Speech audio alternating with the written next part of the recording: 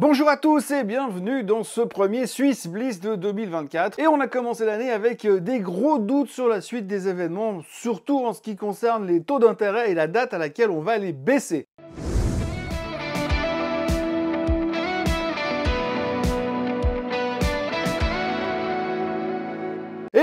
Et oui, encore rien n'a changé de ce côté entre 2023 et 2024. Nous avons donc vécu une première semaine raccourcie pour cette première semaine de 2024 pour cause de 31 décembre, bien entendu. Les marchés US sont ouverts le 2 et le reste le 3. On se pose toujours les mêmes questions. Vont-ils baisser les taux en mars ou plus tard? Aurons-nous une récession ou pas? Les officiels, bien sûr, parient toujours sur un soft landing. Quelques experts pensent qu'on va tous mourir et quelques autres experts pensent qu'on va avoir une récession, mais qu'on va s'en sortir comme d'habitude puisque le bull market gagne toujours. Bref, une année 2024 un peu comme l'année 2023. Une année où on va se poser des montagnes de questions sans avoir forcément des montagnes de réponses. Par contre, on va continuer à se donner à fond dans l'ultra spéculation parce que nous, comme d'habitude, on sait. Bref, un début d'année dans lequel on a payé l'emballement de fin d'année. Par exemple, le rendement du 10 ans est remonté et repasse carrément en dessus des 4%. Et du coup, on est un tout petit peu moins convaincu que la baisse des taux soit garantie, sans compter que l'emploi interroge quand même pas mal de monde. Entre les jobless claims, les JOLTS, les chiffres ADP et les NFP, on est soudainement moins sûr, moins certain que l'emploi ralentisse, condition pourtant sine qua non pour baisser les taux, selon la Fed et Monsieur Powell. Les JOLTS ont montré qu'il y avait quand même moins de jobs disponibles sur le marché, ce qui faisait craindre une récession, mais qui était en même temps en faveur d'une baisse des taux. Et même si le mot récession faisait bien plus peur que le mot baisse des taux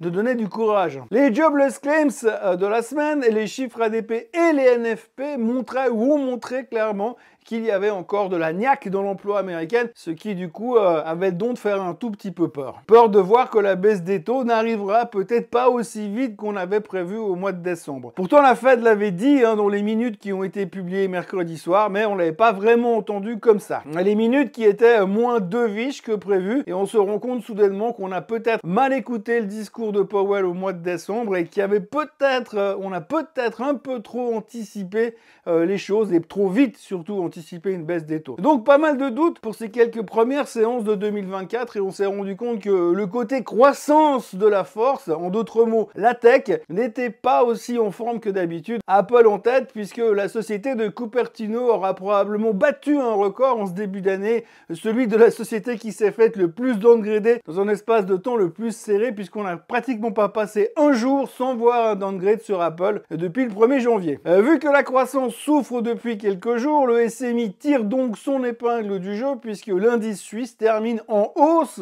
pour la semaine. Il fait partie des happy few parce que c'est vraiment pas le cas de tout le monde si on regarde les performances de la semaine. Les intervenants se sont rabattus sur Novartis et Roche qui ont été les stars entre guillemets de la semaine. Et puis c'est toujours assez compliqué pour le secteur du luxe. Problème chinois oblige, on connaît l'histoire, ça n'a pas changé. La Chine qui traîne toujours la patte et qui d'ailleurs continue de tourner autour de Taïwan, mais ça c'est un autre sujet qu'on abordera probablement ces prochaines semaines. Mais revenons 30 secondes sur les NFP de vendredi. Donc vendredi, avant l'ouverture de New York, les NFP ont été publiés bien au-dessus des attentes, ce qui démontrait encore une fois que l'emploi allait peut-être un peu trop bien encore pour que la Fed puisse baisser les taux dans la précipitation. 216 000 jobs contre 170 000 attendus et un salaire horaire qui augmente, pas vraiment ce que l'on appelle un rapport qui prône le dovishness. Mais heureusement, parce qu'on a eu dans la foulée les chiffres de l'ISM qui sont sortis à 50,6 contre 52,7 en novembre, plutôt de nature à favoriser un assouplissement de la politique monétaire, ce qui a donc limité les pertes de l'indice vendredi soir et permis au marché américain de finir légèrement en hausse vendredi. Ouf! En conclusion, sur la semaine, on se dit que les taux devraient quand même baisser, mais sur le coup, la date du mois de mars est un tout petit peu moins évidente qu'elle ne l'était avant Noël. On enchaîne directement avec les performances de la semaine. Alors vous voyez une semaine qui a été quand même assez violente au niveau des technos, vous le voyez, puisque la pire performance de la semaine, c'est donc le semi-conductor index qui perd 5,8%, suivi de près par le Nasdaq avec 3,25%, et puis derrière le Hang Seng. Oui, la Chine, c'est toujours la même histoire, ça ne veut pas redémarrer malgré qu'il y a 2-3 frémissements qui se dessinent. Ça reste très compliqué. Mais on parle aussi beaucoup de guerre entre Taïwan et la Chine, donc ça permet pas forcément l'envie, ça ne donne pas forcément l'envie aux intervenants de revenir se positionner dessus. Et puis comme je vous le disais tout à l'heure en introduction, eh bien le SMI termine en hausse de 0,43% en ce début d'année, donc première semaine positive pour le SMI. Et c'est assez rare pour être signalé. Et on terminera avec les deux winners de la semaine, le pétrole qui reprend 3,2%. Alors le pétrole, vous l'avez vu, les tensions au Moyen-Orient, les tensions dans la mer Rouge avec les bateaux qui sont obligés de faire le détour par le sud de l'Afrique pour éviter les rebelles houthis dans le canal de Suez. Et puis de l'autre côté, le Bitcoin qui continue, on va dire, à surfer sur la vague d'attribution des contrats pour les ETF du Bitcoin. Vous savez qu'on attend ça avec impatience. Alors il y a à peu près toutes les 24 heures, on tourne la veste. Un coup c'est sûr, un coup c'est pas sûr. Et donc du coup avec ça, le Bitcoin continue à se comporter relativement pas mal.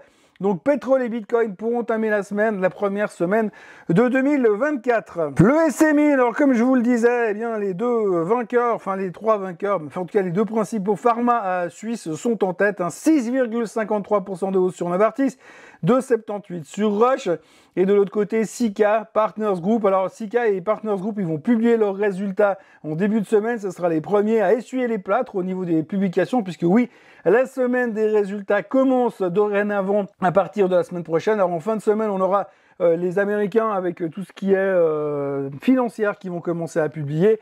Donc on a un peu l'impression que les gens prennent déjà les profits au cas où ça se passerait assez mal. Puisque une des grosses craintes de ce début d'année, c'est effectivement que tout d'un coup on se rende compte que là aussi, dans les publications trimestrielles, il y a quelques ralentissements au niveau des chiffres trimestriels. Parce que oui, bien sûr, baisser les taux, c'est bien. Parce qu'il faut redynamiser l'économie, mais s'il faut redynamiser l'économie, ça veut aussi dire que l'économie, le tissu économique, les sociétés en elles-mêmes ne vont pas aussi bien. Résultat, ceci expliquant peut-être cela. Néanmoins, comme Roche et Novartis n'ont rien foutu ces derniers temps, eh bien c'est eux qui terminent la semaine en tête. D'un point de vue technique, alors on va reprendre une petite photo rapide sur les indices. Alors je ne vais pas trop aller décortiquer tout ça, mais comme vous le voyez sur l'indice SMI pour l'instant, eh bien on est dans notre canal haussier de nouveau. Donc après cet incident ici qu'on a vécu entre octobre et décembre, on est de nouveau de retour en haut. Alors effectivement, on a quand même vachement sous-performé par rapport au reste des marchés. Les prochaines choses qu'il va falloir surveiller sur le SMI, eh bien, ce sera ces pics qu'on a fait à 11 330 par là et 11 280. Il faut qu'on arrive à remonter là au-dessus pour continuer notre ascension dans le canal haussier, cet immense canal haussier dans lequel nous sommes, qui passe par là et par là. Donc pour l'instant, tout va bien sur le SMI. On était en retard et aujourd'hui, dans l'ambiance actuelle, eh bien, la croissance est un tout petit peu en difficulté. Et les gens commencent aussi à regarder un petit peu ce qui est value. Donc qui sait, peut-être que ce sera une bonne année pour le marché suisse. Enfin, j'ai envie de dire. Le CAC 40, alors comme vous le voyez, on a été titillé les plus hauts et puis depuis ça se dégonfle. Emballement de fin d'année. Alors est-ce un emballement de fin d'année pour aller chercher là-bas? En tout cas, on n'a plus vraiment la niaque pour y aller. On est bien revenu, on est allé chercher la moyenne mobile des 50 jours autour des 7400 sur le CAC 40. Alors il faut surtout retenir, c'est que sur les marchés européens, on reviendra au DAX tout à l'heure, c'est qu'on a quand même eu des chiffres économiques qui étaient un petit peu beaufs, puisque le CPI est sorti en hausse en France, en hausse en Allemagne et donc en hausse en Europe. Donc le CPI, l'inflation repart à la hausse sur les marchés européens, c'est ce qui fait un petit peu douter les intervenants probablement, sans compter que si on observe carrément, eh bien on voit que c'est pareil. Alors le DAX est toujours plus ou moins dans la zone de plus haut de tous les temps, mais là aussi un hausse à nouveau de l'inflation en Allemagne. Et puis alors l'Allemagne la semaine prochaine annonce des immenses manifestations du côté des routiers, des trains et des agriculteurs qui devraient paralyser le pays.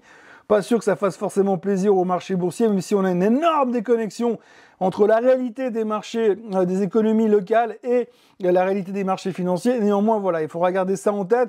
En tous les cas, faire de l'analyse technique sur le DAX aujourd'hui, c'est relativement compliqué. La seule chose qu'on peut observer, c'est tout simplement, cette résistance qu'on a cassée, qui va faire office de support dorénavant. Donc 11 300 sur le DAX, il faudrait qu'on les tienne, en tout cas.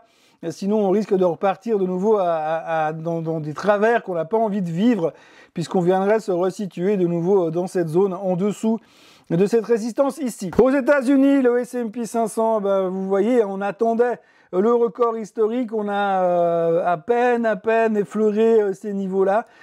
Pour l'instant, on est toujours en dessous de cette résistance des 4810, 4820. Il faudra vraiment qu'on arrive à terminer en dessus un jour. Là aussi, vous voyez, léger repli. Fin de semaine, rebond de fin de semaine à suivre. Ça laisse supposer, quand on voit ce candlestick qu'on a ici, qui est un candlestick de renversement de tendance pour l'instant, c'est un petit peu faible par rapport à ce qu'on vient de vivre. 4 jours de baisse, finalement en renversement de tendance. Est-ce que c'est de nouveau la nouvelle tentative pour aller chercher plus haut? La question se cache probablement dans les publications trimestrielles qui vont arriver ces prochains temps. En tous les cas, sur le S&P, eh bien, il faut surveiller les 4820, on va dire, à la hausse, et puis en bas, 4600, gros support, qui est l'ancien top du mois de cet été, qu'on avait réussi à casser. Et comme par hasard, la moyenne mobile des 50 jours. Donc ce sera ces zones-là qu'il faudra surveiller. Le Nasdaq, eh bien lui pareil, hein, vous voyez, on a fait les plus hauts, on a tapé, on est revenu. Alors les négatifs vous diront que c'est un double top. Et puis les optimistes diront qu'on va venir recharger nos batteries dans cette zone-là. Et puis ensuite, on ira définitivement casser plus haut, puisque eh bien c'est ce qui devrait driver l'économie ces prochaines années, la techno et encore la techno, et puis surtout l'intelligence artificielle. Donc vous voyez ce qu'il faut retenir dans l'immédiat. Si les choses venaient à empirer, eh bien on va revenir sur cette stratégie de double top. Alors si c'est vraiment un double top, ce qui me paraîtrait complètement ahurissant, mais bref, ça voudrait dire qu'on pourrait revenir potentiellement tout en bas de ce range. Alors je vous laisse imaginer ce qui va se passer si le Nasdaq revient à 11 000. Ça risque d'être chaud patate, mais l'avantage c'est qu'avec les Magnificent Seven qui pèsent tellement haut, tellement lourd dans l'indice, ça pourrait aller très très vite. Et puis je termine ce tour d'horizon rapide des indices en revenant sur le SOX, parce que vous savez que c'est l'indicateur avancé. Alors le SOX, il va dans tous les sens, hein, on dirait une boule de flipper pour l'instant. Donc là, on avait cassé les plus hauts historiques sur le Semiconductor Index. Merci Nvidia, merci AMD, merci Micron, etc., etc. Et là, on est revenu se positionner là dans cette zone de moyenne mobile des 50 jours. Donc la question, c'est peut-on utiliser cette ancienne résistance qui est devenue, vous voyez qu'on a cassé cette résistance qu'on avait là. On est revenu pile poil dessus. Est-ce que cette ancienne résistance qui devient donc dorénavant un support sera capable de nous donner la niaque suffisante pour aller chercher plus haut? Là aussi, la saison des résultats devrait nous donner des réponses un peu plus claires. Je vous rappelle encore une fois qu'à partir du 12 janvier, il y a JP Morgan et consorts, les financières qui vont commencer à publier au States, et puis ensuite on commencera à parler des technos. Et c'est là que ce sera intéressant à observer parce que les attentes sont quand même relativement élevées. Voilà, me voilà de retour chez moi dans le studio. Oui, la transition est énorme après le décor d'avant, le fond vert d'avant. Me voici de retour dans le studio. On attaque tout de suite avec le Bon Rush qui faisait partie des vedettes de la semaine. Alors, la nouvelle sur le Bon Rush, c'est qu'ils ont signé une collaboration avec Remix Therapeutics et ça leur a permis de donner un petit peu de dynamique en début d'année. Le Bon Rush est extrêmement en retard. Tout le monde le downgrade régulièrement, en tout cas ramène ses objectifs à la hausse de plus en plus bas. Tout le monde est extrêmement timoré sur le Bon Rush. Ce qui a été assez rigolo, c'est que quand on était au plus haut dans les 350, tout le monde était bullish. Maintenant qu'on est tout en bas, tout le monde est en train de devenir prudent, voire négatif. Et résultat, moi qui suis assez contrariant, c'est des situations qui me plaisent assez bien sur ce genre d'action. Le graphique que vous voyez à l'instant, ça c'est le Bon Rush évidemment. Donc vous voyez que pour l'instant, on a fait un bon début d'année avec quelques prises de profit immédiatement derrière. Mais on se construit gentiment une base, hein. On a l'impression, comme je vous le disais, que tout le monde est en train de devenir très très négatif, mais en même temps on voit que le niveau des 235 semble acquis, qu'on est en train de monter une deuxième marche dans les 245. Si on arrive gentiment à créer maintenant quelque chose dans la zone des 250, on aura généralement un petit appui pour redémarrer. Puis regardez la moyenne mobile des 50 jours qui s'est inversée ici. Normalement, on va dans cette direction, ce qui veut dire qu'à un moment donné, on va quand même revenir sur ce qu'on appelle une Golden Cross. Alors oui, je vais peut-être un peu vite en besogne, mais enfin moi, j'aime beaucoup. Et je ne serais pas surpris que finalement, comme tout le monde est très, voire trop prudent sur le Bon Rush, on puisse avoir quelques bonnes surprises cette année. Le vainqueur de cette première semaine 2024, c'est donc Novartis. Alors Novartis, ils ont racheté les droits dans le domaine des thérapies géniques grâce à une coopération avec une biotech américaine qui s'appelle Voyager Therapeutics. Donc ils vont leur payer les droits. Après, ça va faire beaucoup de revenus systématiques. Donc c'est plutôt une bonne nouvelle, voire une excellente nouvelle pour Novartis qui retrouvait donc des grosses couleurs en ce début de semaine. Vous voyez, ça se passe de commentaires, que du vert pour la première semaine chez Novartis, mais toujours toujours cette capacité à traiter dans un range, hein. Vous voyez que bah voilà, maintenant ce qu'il va falloir surveiller maintenant sur Novartis, pour ceux qu'on a ou pour ceux qui veulent jouer le trading, eh bien il faudra venir se positionner short dans la zone des 92-93 francs sur Novartis pour attendre une nouvelle correction et rester toujours dans ce range, hein. 83-93, c'est assez facile à retenir. C'est là-dedans que ça devrait se jouer. Puis évidemment, toute cassure violente à la hausse ou à la baisse, eh bien, devra inverser les positions. Donc, quelque chose à surveiller ces prochains temps également. Et puis, deux noms qu'on regarde moins d'habitude. Kouros d'abord. Kouros qui a annoncé des autorisations de la part de la FDA pour son portefeuille Magneto qui concerne les substituts osseux. Donc ça, c'était une bonne nouvelle pour Kouros qui a pris 13% sur la nouvelle. Vous voyez que Kouros, c'est pas facile à traiter, mais ça bouge ces derniers temps. Donc voilà, sur la nouvelle depuis le début, depuis le 22 décembre, je pense qu'il y a des gens qui étaient bien informés, mais de 3 à quasiment 4,50. Donc il y a des jolies performances qui se sont faites sur Kouros. Ça reste de l'ultra spéculatif, bien sûr. Et puis toujours dans les marchés secondaires, on peut parler encore de Neuron, qui ont annoncé de nouveaux résultats cliniques pour son traitement expérimental qui s'appelle Evenamide contre la schizophrénie. Apparemment, sur les patients sélectionnés, l'étude a eu des résultats de plus de 70% de résultats positifs. Donc là aussi, regain de positivisme et regain d'intérêt sur Neuron. Et Neuron, vous voyez le graphique à l'instant qui s'affiche. Donc là aussi, eh bien, on a salué la bonne nouvelle, mais de nouveau, hein, c'est des titres qui valent entre 4 et 10 balles. Donc c'est assez violent. Mais il y a toujours des choses à faire. Voilà ce que l'on pouvait dire en cette première semaine de 2024. Alors ce qu'il faut retenir, comme je vous l'ai répété plusieurs fois et que je vais continuer à vous répéter ces prochains jours, il y aura la saison des earnings. Il y a la saison des earnings qui commence à l'instant, puisque ça commence en Suisse, ça commence en Europe, ça commence aux États-Unis. À partir du 12, vraiment, ça va être chaud patate. Et donc ça va monter en puissance jusqu'à la fin du mois de février, mi-mars, grosso modo. Donc pas mal de chiffres, beaucoup d'interrogations sur ce qui va se passer. Et puis bien sûr, le challenge du moment, ce sera de déterminer la date du premier jour de baisse des taux aux États-Unis, ce qui tout d'un coup semble un tout petit peu moins évident parce qu'on vient de se rendre compte que le mois de mars, ben, c'est un tout petit peu trop tôt par rapport à ce qu'on avait prévu. Et est-ce qu'on va y arriver? La grande question du moment. Donc on aura l'occasion d'en reparler, l'occasion d'y répondre à nouveau, mais ça on en reparlera bien évidemment dans le Morning Bull de demain matin et des autres jours et dans les prochains Swiss Blitz. Oui, parce que une nouvelle année vient de commencer et c'est reparti sur les chapeaux de roue. Pour ceux qui veulent avoir un point technique très précis, à savoir des points d'entrée, des points de sortie sur les indices, je vous conseille d'aller sur TradingView, vous savez la plateforme graphique, et vous allez regarder le loup de Zurich, avec le trait d'union loup de trait d'union Zurich, et vous verrez à 18 h ce soir, il fait un point technique tous les dimanches. Sur les points de sortie, les points d'entrée, c'est monsieur James Touati du Samt à Zurich qui fait ça. C'est gratuit, vous pouvez aller voir ça sur TradingView et je vous le conseille, ça donne toujours des bons niveaux d'entrée pour ceux qui font du trading à très court terme sur les indices boursiers, sur le pétrole et sur plein d'autres choses comme ça. Donc le loup de Zurich sur TradingView, je vous mets le lien en dessous si vous voulez les voir ce soir. Ça vaut la peine de jeter un œil. Voilà, en ce qui me concerne, je vous souhaite un excellent dimanche. Moi, je vais aller à la messe. Non, je déconne. Je vous souhaite un excellent dimanche et puis je vous retrouve demain matin pour un nouveau Morning Bull Live. N'oubliez pas de vous abonner à la chaîne Swissquote en français, n'oubliez pas de liker cette vidéo, n'oubliez pas de la partager, n'oubliez pas de revenir demain et puis n'oubliez pas que demain les marchés financiers sont ouverts. Très bonne journée à tous, à demain, bye bye.